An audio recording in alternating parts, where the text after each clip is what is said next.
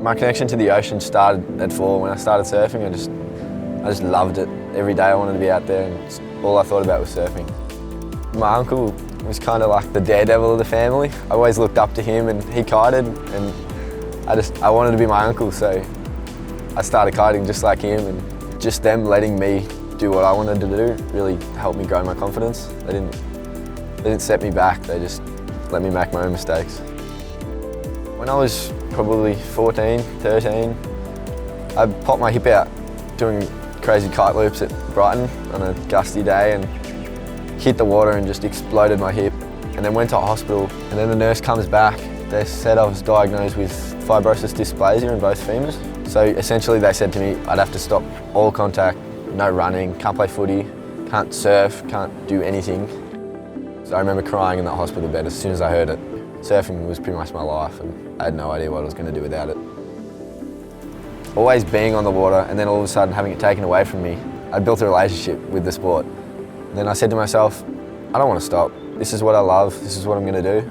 I saw in my mind the person I wanted to be. I saw the constraints I had, so it made me driven to be in the water again, to kite, to surf, to do what I loved. I started doing runs, just kind of endurance stuff, so that, you know, if something did happen to my leg, there was muscle around it to protect it. The training's not easy, it's intense. Really, the work we put in and the work all the kiters put in, it's ridiculous. Like, it gets your sweat pumping. You go out on freezing days, you don't want to go out, but you have to, you know you got to train. You got to push yourself to get better. I think Melbourne's good as a training ground because we get everything. We get warm summery days with northerlies and we get freezing cold days with southerlies. Big westerly storms with 30, 40 knots. It's like nothing else. You go out in that condition and you're scared, you're nervous on the inside, you don't know what's going to happen. And then you go out and you realise, you know, I can do this, this is fun.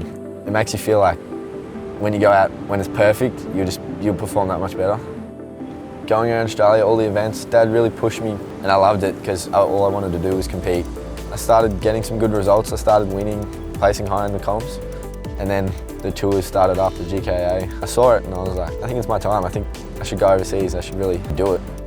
And then my first event, I got a 5th place, which was, I didn't even think I was gonna make it to the trials. And then to win my next 2 heats, I was just the happiest man on the beach. I love big waves, it's what I live for. When I see that storm pop up, I go all warm inside, I get ready for it, I get amped. Films you see now of kiters with bikini chicks on the beach in the sun, that's like 2 days a year if you're lucky. Then the rest, it's like wintry day, it's 5 degrees. You don't want to go in the water, but you know you have to, you got to train. If I step out the door and it's 30 knots, there's rain howling into my face, I love it. But most people will be inside in the couch, warming up, but I'm out there, I'm getting cold, I'm loving it.